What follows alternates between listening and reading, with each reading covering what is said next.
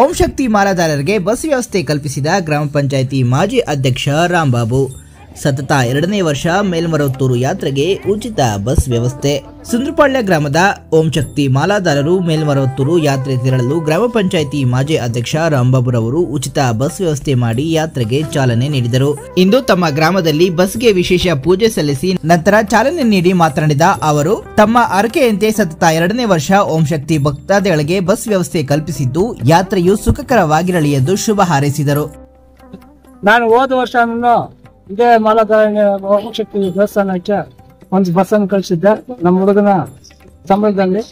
ಈ ವರ್ಷ ನಮ್ಮ ಊರಿಂದ ಸುಂದರಪಾಳ್ಯ ಗ್ರಾಮ ಪಂಚಾಯತಿ ಸುಂದರಪಾಳ್ಯ ಗ್ರಾಮದಿಂದ ಒಂದು ಬಸ್ ಅನ್ನ ಮೇಲ್ಮರವತ್ತೂರಿಗೆ ಕಳಿಸ್ತಾ ಇದ್ದೀನಿ ನಮ್ಮ ದೊಡ್ಡ ಮಗನ ಸಂಬಳದಲ್ಲಿ. ಏನಿಲ್ಲ, ಒಂದ್ಸಲಿ ಫಸ್ಟ್ ಸಲ ಕಳಿಸಿದ್ರು ಬಸ್, ಫ್ರೀ ಬಸ್ಸು. ಆಮೇಲೆ ನಮ್ಮ ಗ್ರಾಮಸ್ಥರು ನಮ್ಮ ಮನೆ ಹತ್ರ ಬಂದ್ಬಿಟ್ಟು, ಏನಪ್ಪಾ ಹೋದ್ಸಲಿ ನೀವು ಬಸ್ ಕಳಿಸಿದ್ರೆ ಈ ಸಲ ಏನಾದ್ರು ಕಳಿಸ್ತೀರಾ ಅಂತ ಒಂದು 50 ಜನ ಬಂದಿದ್ರು. ಆಮೇಲೆ ಹೋದ್ಸಲಿ ಕಳಿಸಿದ್ದೆ, ಅದೇ ರೀತಿ ಈ ಸಲಿನೂ ಕಳಿಸ್ತಾ ಇದ್ದೆ, ಕಳಿಸ್ತಿದ್ದೆ.